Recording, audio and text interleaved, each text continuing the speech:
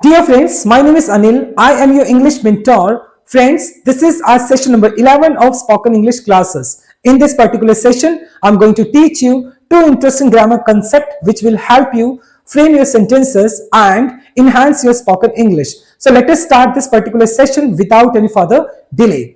Friends, last session में मैंने आपको want to का यूज समझाया था और आज के इस सेशन में मैं wanted to के बारे में आपको बताने वाला हूं। wanted to यानी कि वो सेंटेंसेस जो आपका चाहता था, चाहती थी या चाहते थे के साथ खत्म होता है, तो वहां पर जनरली हम wanted to का यूज कर लेते हैं। Late us understand the formation. देखिए, पॉजिटिव सेंटेंस के अंदर सब्जेक्ट आएगा, उसके बाद आप wanted to यूज करते हैं, उसके बाद वर्ब की फर्स्ट फॉर्म और फिर आपका ऑब्जेक्ट आ जाता है। जैसे मैं बोलूं कि मैं दिल्ली जाना चाहता था, I wanted to go to Delhi.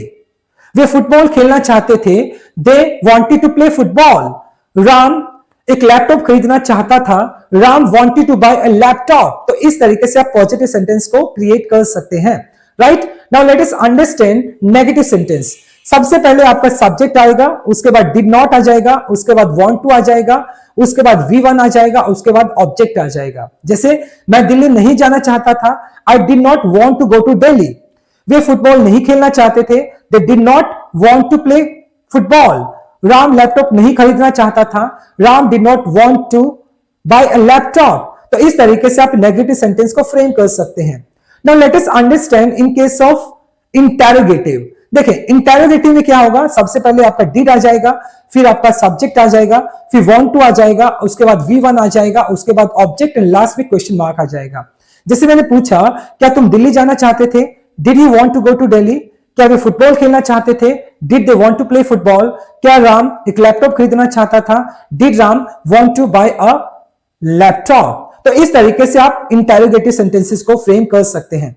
I hope आपको फर्स्ट कंसेप्ट अच्छे से समझ आया होगा। Now let us move on to our second concept which is present compulsion. बहुत सारे ऐसे सेंटेंसेस हम जहां पर अपना कंपल्शन बताते हैं। देखिए, मुझे ये काम करना पड़ता है, मुझे वहां जाना पड़ता है, मुझे इंग्लिश पढ़ानी पड़ती है, राम को पैसे कमाने पड़ते हैं। तो इस तरह के जो कंपल्शन वाले जो सेंटेंसेस होते हैं, हम उसको हैज टू या हैव टू के साथ बताते हैं। So let us understand. सबसे पहले हैव टू को समझते हैं। आई, यू, दे, वी या जितने भी प्लूरल सब्जेक्ट्स होते हैं वहां पर हम हैव टू को यूज करते हैं।